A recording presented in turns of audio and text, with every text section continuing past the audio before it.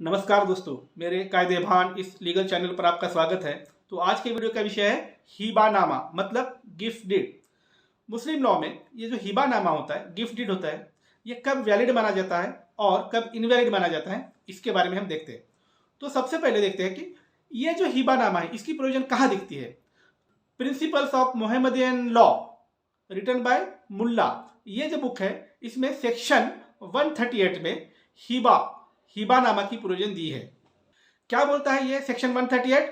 Section 138 बोलता है कि हिबानामा करते समय मुस्लिम व्यक्ति ने 3 चीजें करनी है। सबसे पहले हिबा का डिक्लेरेशन करना है कि वो क्या गिफ्ट कर रहा है, किसे कर रहा है। सेकंड चीज बताई है कि जिसको हिबा किया है, जिसको गिफ्ट दिया है, उसने वो गिफ्ट एक्सेप्ट करना है। और तीसरी चीज होती है कि जिस वस्तु का गिफ्ट अनाउंस किया है, उस चीज का एक्चुअली डिलीवरी ऑफ पोजेशन, मतलब उसको पोजेशन देना चाहिए। किसको? जो बेनिफिशियरी है उसको। ये तीन चीज अगर हो जाती है तो हिबानामा मुस्लिम लॉ के हिसाब से वैलिड है। ये कहाँ लिखा है? सेक्शन 138 में। अभी इसमें थोड़ा एडिशनल आपको बताता हूं कि हिबानामा के तरह ही और भी हिबा के छोटे छोटे प्रकार है, और 3-4 है। वो इस तरह से हिबा या हिबानामा मतलब ऐसा गिफ्ट डीड जो फ्री में दिया जाता है किसी बंदे को। किस कारण? प्रेम के कारण या रिश्तेदारी के कारण फ्री में दिया जाता है, वो होता है हिबानामा। ये होता है पहला प्रकार। इसमें दूसरा प्रकार होता है हिबा बिल इवाज, मतलब ये ऐसा गिफ्ट डीड है जो किसी चीज के एक्सचेंज में दिया जाता है, मतलब ये फ्री नहीं होता है। तो ये दूसरा टाइप है। तीसरा टाइप जो है हिबा का, वो है हिबा बा शर्त उल इवाज, मतलब ये जो गिफ्ट डीड होता है ये कंडीशनल होता है। मतलब फला फला कंडीशन अगर आप फुलफिल करते हो तो ये गिफ्ट आपका, अगर कंडीशन का वायोलेशन करते हो तो गिफ्ट आपका नहीं होगा। इस तरह से कंडीशनल गिफ्ट डीड किया जाता है। ये भी एक हिबा का ही प्रकार है। और चौथा एक प्रकार है, वास्तव में वो हिबा नहीं है लेकिन हिबा के टाइप का है, थोड़ा क्लोज जाता है। उसका नाम है अरियत। अरियत क्या होता है? ये भी किसी बंदे को किसी चीज का देना होता है, लेकिन इसमें फर्क यह है कि इसमें फला फला चीज फला फला बंदे को इस्तेमाल करने के लिए दी जा रही है, इतना ही होता है। इसमें उस चीज की ओनरशिप, मालकाना हक ट्रांसफर नहीं होता है। ये होता है फर्क हिबा में और अरियत में। तो आज हम देख रहे हैं हिबा। कौन सा? हिबानामा। ये हिबानामा क्या है? Gift for free out of love and affection, मतलब किसी को आप बख्शिश दे रहे हो, गिफ्ट दे रहे हो, किस कारण? उसके प्रति आपको प्रेम है, वो आपका रिश्तेदार है या कोई नजदीकी बंदा है, इसलिए आप उसको प्रेम के कारण गिफ्ट दे रहे हो। ये होता है हिबानामा।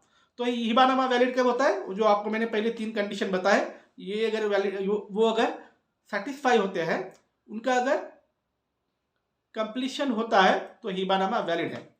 अब सबसे बड़ा क्वेश्चन यह है कि ये जो हिबानामा होता है वो रिटर्न डॉक्यूमेंट चाहिए क्या? और इंडिया में अगर गिफ्ट डीड किसी और समाज ने बनाया हो तो उस गिफ्ट डीड को रजिस्टर्ड करना मैंडेटरी होता है।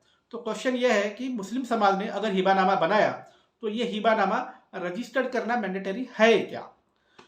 मुस्लिम लॉ के हिसाब से हिबानामा रजिस्टर्ड करना बिल्कुल मैंडेटरी नहीं है। अगर आप मुस्लिम हो, आप किसी को हिबानामा करके अपनी प्रॉपर्टी गिफ्ट दे रहे हो, तो आपका हिबानामा रजिस्टर करना बिल्कुल ज़रूरी नहीं है। आप पहले तो वर्बली भी कर सकते हो, लेकिन आज की डेट में आप अगर लिख के 2 साक्षीदार की अगर सिग्नेचर लेते हो तो वो हिबानामा वैलिड माना जाता है, कानूनन उसकी एनफोर्सिबिलिटी होती है।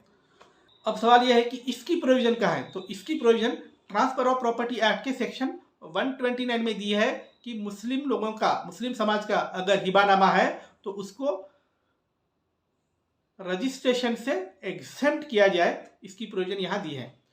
अब सबसे बड़ा सवाल है कि इसका कोई जजमेंट है क्या? हाँ, जजमेंट है। जजमेंट का नाम है Hafiz Bibi and others versus Sheikh Farid and others, civil appeal number 1714/2005, honourable supreme court of India. ये जजमेंट आप निकाल के देख सकते हो।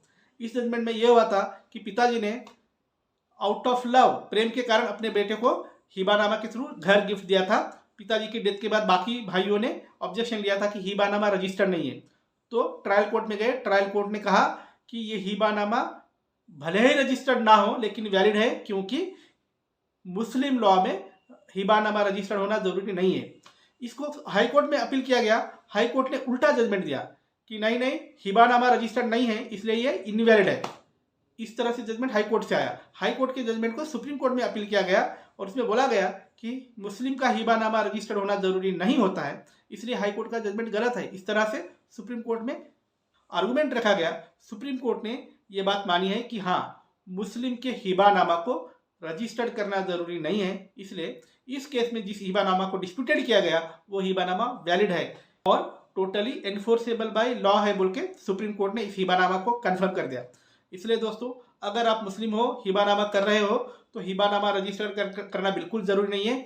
आपके लिए मैंने केस लॉ बता दी है, आप गूगल पे ढूंढ के केस लॉ पढ़ सकते हो, इसमें डिटेलिंग दी है आपके लिए। आप अगर किसी कागज पे हिबानामा लिख के 2 सिग्नेचर लेते हो साक्षीदार के, तो वो कंफर्म हो जाता है, वैलिड होता है और कानूनन वो एनफोर्सेबल होता है।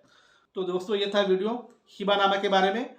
बाकी के बचे हुए हिबा मैं आगे वाले वीडियो में आपको बताऊंगा। तो आपके लिए मैं ऐसे ही कानून से संबंधित अलग अलग वीडियो लाता रहूँगा। मेरा लीगल चैनल देखते रहिए। और हाँ, जिन्हें मुझसे संपर्क करना है उनके लिए मेरा नंबर दिया है, संपर्क कर सकते हैं। लेकिन संपर्क का मतलब व्हाट्सएप में मैसेज डाल के अपॉइंटमेंट लेना है, सीधा फ़ोन करना नहीं है और बिल्कुल भी फ़ोन करना नहीं। बाय।